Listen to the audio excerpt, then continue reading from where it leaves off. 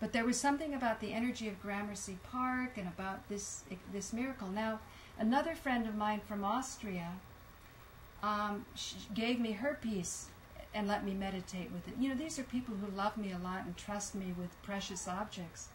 And when I held that object, Scott, I swear to you, I felt the soul of the wood and the sacrifice that the wood had made. And after that, when I walked into the temple and saw the wooden doors and the wooden floors, it was like looking at a graveyard. You always think of wooden floors as being beautiful. You never think of it as being like a graveyard. Sure.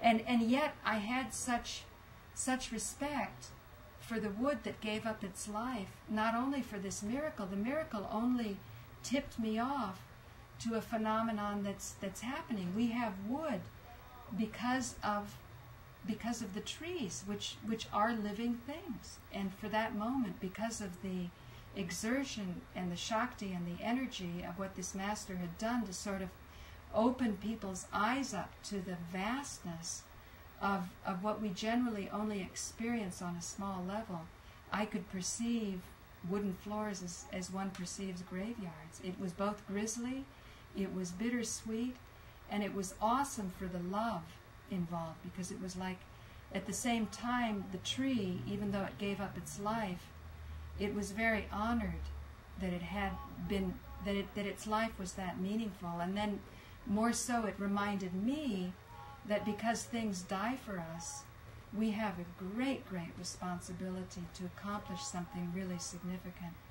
Sure. So I totally understand. I agree. And the interesting thing, what I want to add to that is that, you know, such thing as like fruit, for example, raw, organic, or just whatever kind of fruit, they have this energy in it. You know, it's like when you eat something like an apple. You know, you feel the essence, you feel the energy of that. And I think that, you know, when you're just talking about the wood and saying that you felt the soul, it's kind of similar to how I feel about the raw food diet, or just fruits in general. You know, fruits, vegetables, nuts, seeds, all the kind of thing. It gives us the energy. But what I found was interesting is the guy you're talking about who lives on the sun. Now. Oh, good. I'm glad you mentioned him.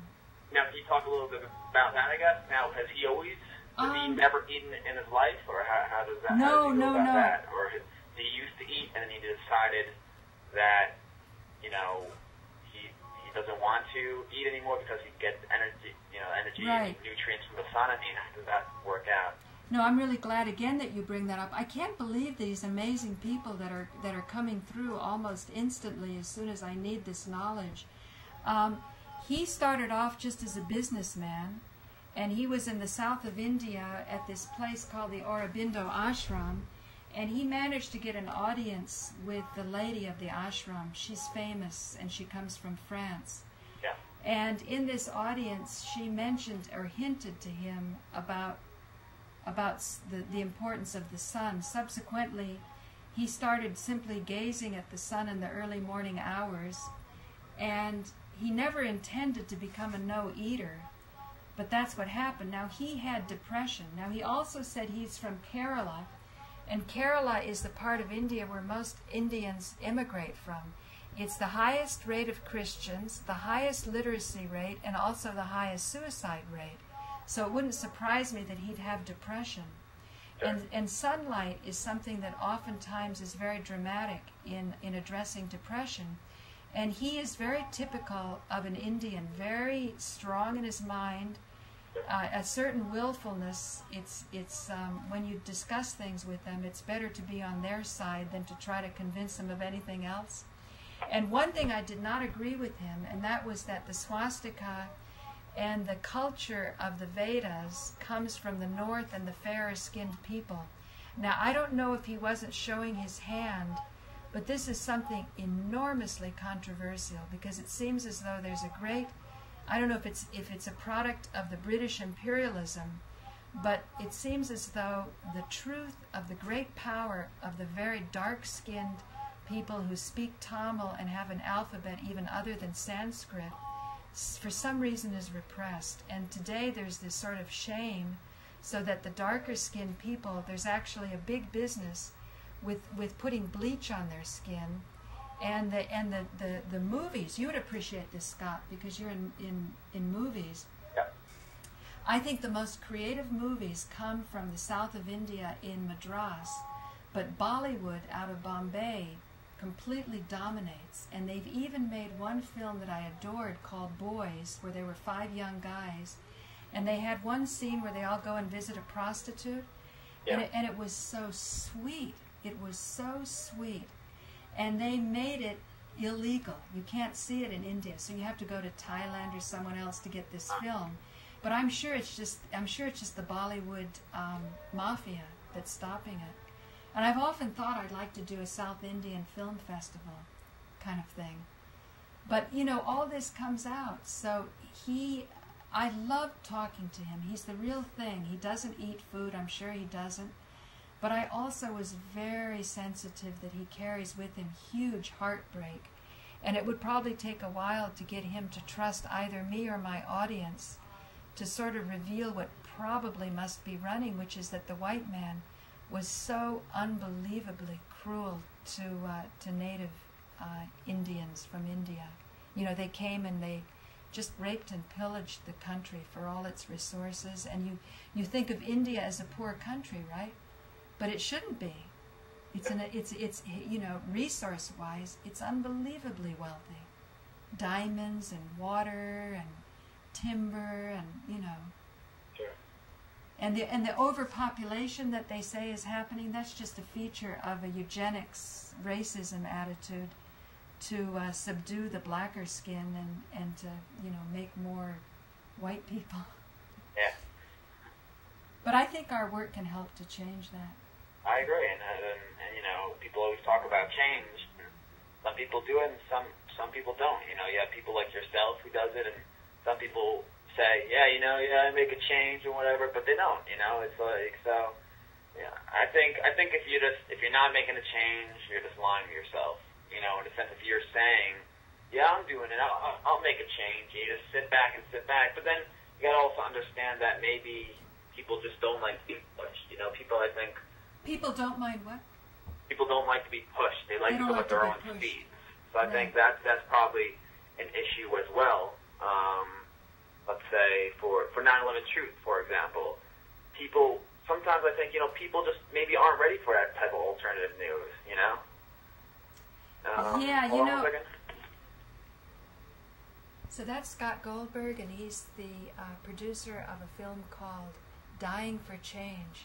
And the title, at first I didn't like it that much because I've had a vision of enormous longevity. But when he explained it in a way that was very in harmony with my values, which is the huge passion that someone has, that they would give up the life that seems to be so real, but in truth is very, very ephemeral. So I'm really pleased to be able to be working with Scott. And I'm talking to you now about the middle of November, and Thanksgiving is coming upon us. And in December, Scott arranged for an interview with Christine Ebersole, who's the many Tony Award-winning actress on Broadway, and most recently for her film, her play, Grey Gardens. And I'm going to be interviewing her. She's come out about 9/11 Truth, and she's going to interview me, which will be very interesting to see what she has to say. But I feel we're getting a group of people together, including the artists here who have the Colors Project, to see if we can put art together. And Nico Haupt has talked about humor, and the Howard Stern people. I'm so honored by them punking my show whenever they can and being good-humored about it. I think there's a lot of savvy in that approach. Comedy is important. And Scott Goldberg is excellent in his documentary work. I encourage you to go to Scott Goldberg Films. You can Google it, and he has a nice sampling of his work up on YouTube. And he's going to be working with me in the future. I appreciate it. And here's another thing is that I wanted to, I guess I'll break it here on the show. I'm working on it, and I hope to get in touch for both of our sakes, for both the documentary and for your show, Follow Down the Rabbit Hole, Rosie O'Donnell. I'm really working on it, so hopefully we'll see what happens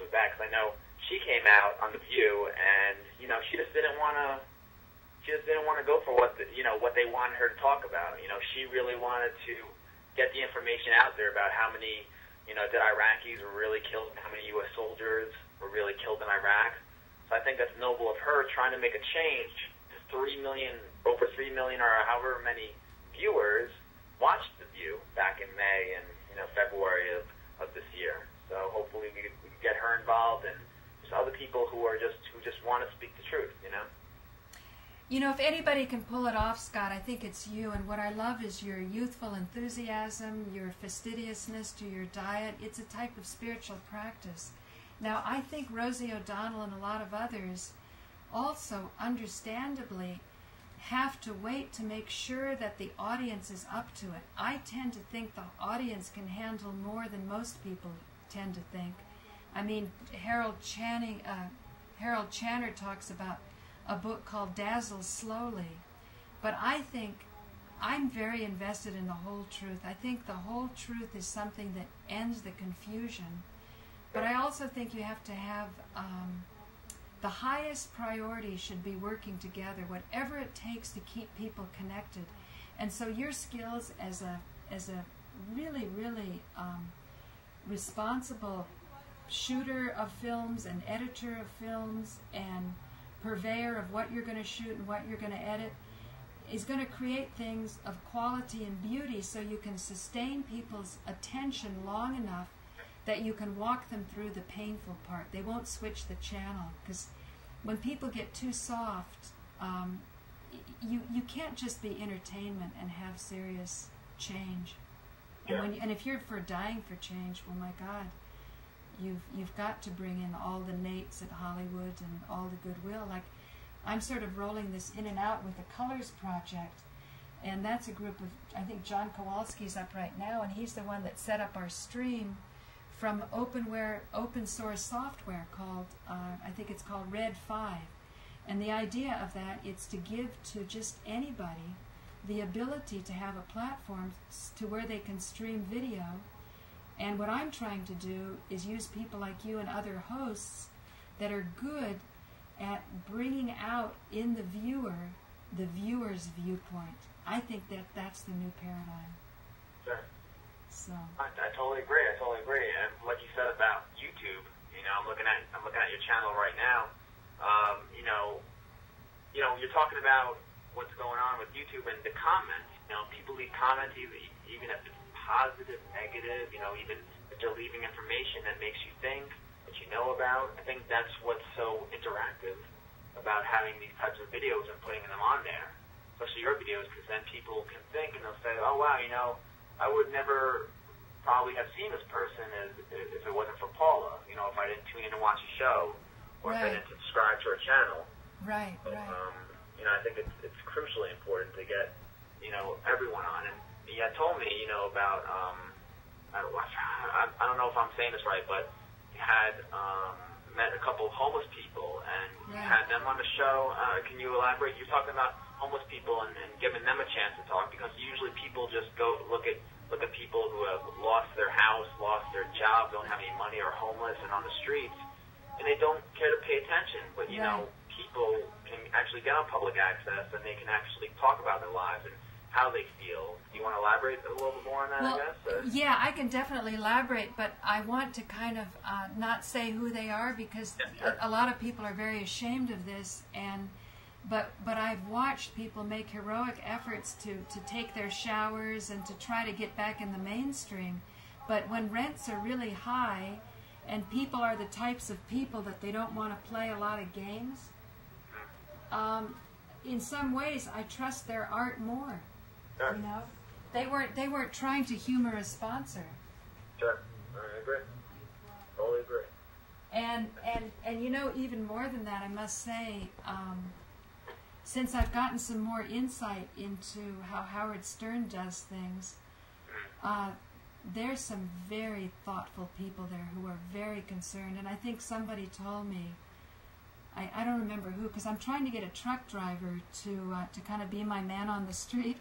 Yeah. But and maybe it was him in Dayton, Ohio. He said that Howard Stern really cares about the common man. And I think that's I think all of us should be that way, and I'd like to do that kind of media too, that makes all of us care about each other. Sure. I think the problem also, though, is that we live in such a world where a lot of advertisements and a lot of the media just sells, you know, like you have to be, like you got to say me, be selfish, be selfish, be selfish, be selfish.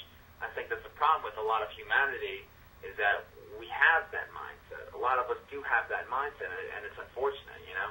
Right. I think, you know, if people feel that it's time for them to change, they watch a documentary, if they watch a video that you put out, and they say to themselves, wow, you know, that made me think, maybe I should change the way I eat, or change the way I treat someone, or change this or that about my life, then you're making, you know, you're making a change. They're making a change, and you're helping that change happen.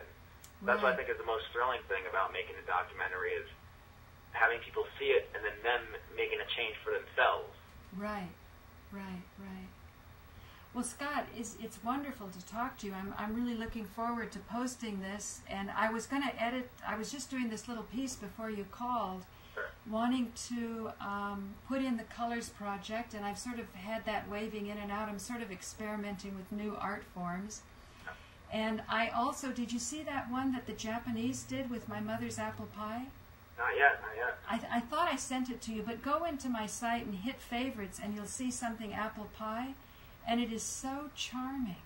I mean, I want to definitely put that up on MNN, and who knows, maybe Yoko Ono will see it, because John Lennon's song was in there, and it just made so much sense. It was this group of people from Japan, musicians, and I know you'll be horrified by this, but they said at one of them, they've got about 20 of them up, one says, you eat a pig and I eat a dog, and it wasn't meant to be gross. It was just saying that, you know, you're so horrified because we eat dogs. Well, you know, it's horrifying to eat pigs too, or, you know what I'm saying? It's just saying they're different cultures. And I felt how profoundly they tuned in to that video that has been, you know, not as much, you know, hit as other videos on my site. They got my mom's apple pie recipe. I mean, well, maybe you haven't tasted my apple pie because you're a you know, a raw food person, but I learned from my mom and she learned from her mom, and it was just sweet. So that was a few minutes of that, and then I did the colors project, and now that you called, I think I have a complete show and then some. Well, there you go. Well, actually, I had a real quick question, is that we have a thing scheduled for November 21st. I believe that's Thanksgiving. That's this Thursday. Yeah, that was with Leland, the guy who's running for Senate down in New Mexico. I'm glad you reminded me. He can't do it. I was only putting that out as a possible date, and because he didn't respond, I didn't follow it up. But he said a week after. So what I'll do tomorrow, I'll call up M&N and see what we can get for the following week. And then my ideal is to have you tape it, maybe even have you participate. Have him calling up about what it's like to be a hippie running for Senate in New Mexico, because that's what he indicates he is. And then maybe having, I was hoping to have Matt Lepasic, but I haven't talked to Matt yet. But, you know, who knows? Maybe he'll see this little video. Okay, sounds like a plan. Okay, is that it? Yeah, that's it for now. Okay, thanks a lot, Scott. Hey, Paul, thank you, and keep it up, all right? Okay, take care. All right, thank you, too. Bye. So this is Paula Gloria, and it's another spontaneous episode of Farther Down the Rabbit Hole.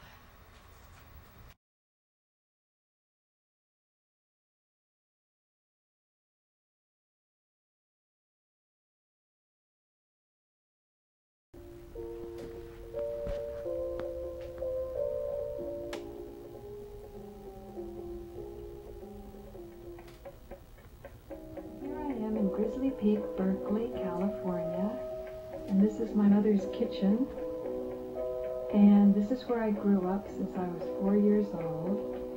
And now I'm going to teach you how to make Paula's apple pie, which was actually Jen's apple pie, and before her mother, my grandmother, Bertha. So the first step is 2 cups of flour. So here's my mom pouring a half a cup of oil. so I can hold the camera, and she taught me how to do this many years ago. And she had the feeling, Jean-Claude, I remember liking it. And now, half a cup of oil, we're going to put cold milk, new organic milk. It's going to go in. It's heavy to pour. And the secret is for the milk to be cold, a quarter cup of cold milk. Did you put salt in it? No, I didn't put any salt. Get salt. I'll get some rose and Sea salt.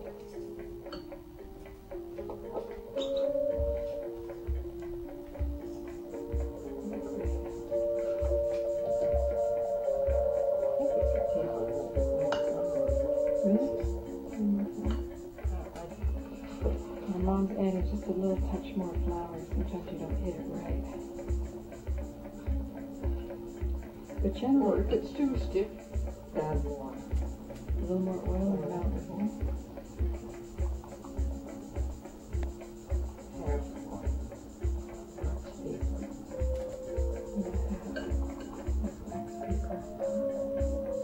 Like the sugar. So this is what we could roll it out in. This was a gem apple pie.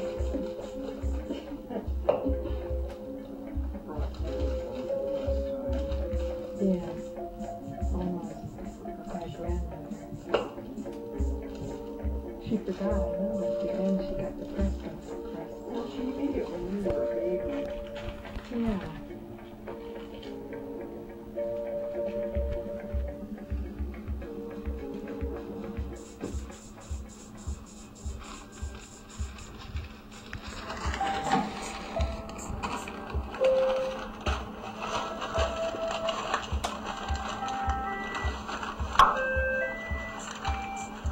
Every pie is different.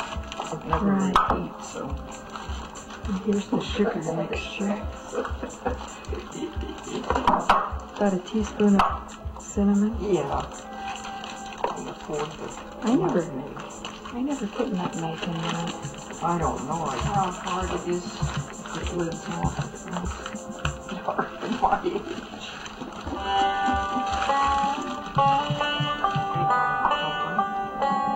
I've never done that. Just a pinch of nutmeg.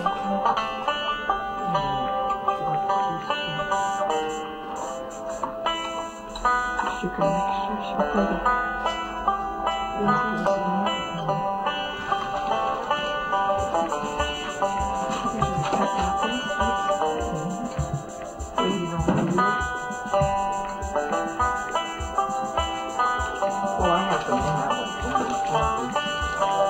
Should I pour the sugar on? Yeah.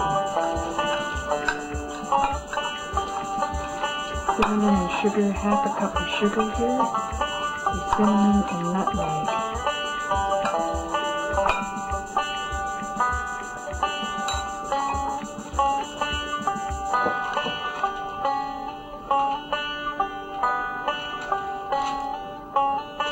Ayurveda says you need all the tastes. Sweet's important too. Oh. Right here.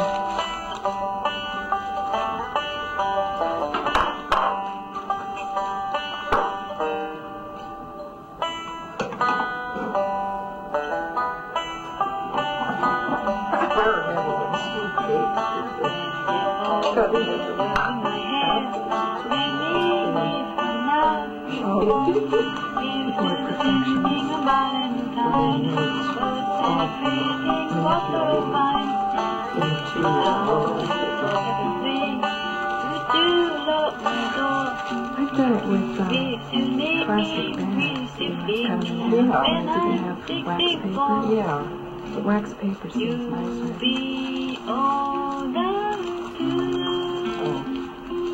Our bags were taken away by the raccoons. This is Grizzly Peak after all. I could be handing men in a fuse when your lights have gone. You can hear the sweater by the fireside. Sunday morning, go for a ride. Through the garden, singing always. Yeah, and really grabbing steam apples. To feed me Now when we'll put it in the I'm oven. Oh no, we'll put some milk. Little pokes in the Want a and a knife? blessing of milk. Here's a knife for pokes.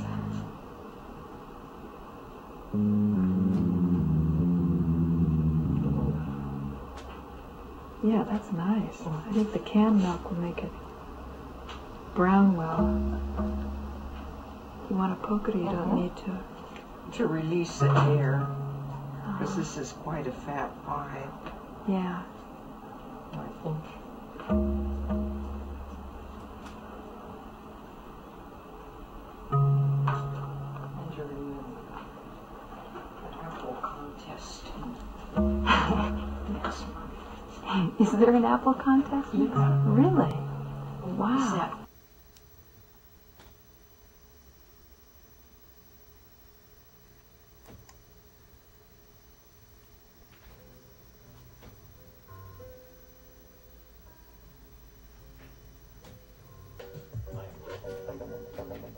The message is clear. Who are you? I am Blue. I'm Blue. I am Purple. Qui m'appelle Orange. First we were one, then more. Then and now we all Transmit and fuse into one. We are the Color Project. This is going to be December 6th at 11 p.m. at Manhattan Neighborhood Network, which is 537 West 59th. In that hour of darkness, she is standing right in front of me, speaking words of wisdom. Let it be. Let it be. Let it be. Let it be. Let it be. 11 o'clock's a little bit late for me, folks. I'm not sure if I'm going to be there, but I really admire what they're doing. They're very creative. And also, one of the people right here, Blue, is doing the live stream. Rabbit Hole Central. Scott, how are you?